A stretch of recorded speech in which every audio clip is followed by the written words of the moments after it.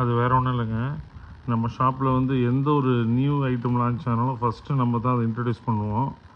அந்த மாதிரி தான் இந்த ஸ்பாட் லைட்டு. ரொம்ப லேட்டஸ்ட்டு எங்கேயுமே பார்த்துருக்க மாட்டீங்க. ஒரே ஸ்பாட் லைட்டு தான். பின்னாடி வந்து எப்படி அந்த பட்டன் கொடுத்துருக்காங்க பாருங்கள், அதை வச்சு நம்ம வந்து கலர் மாற்றிக்கலாம்.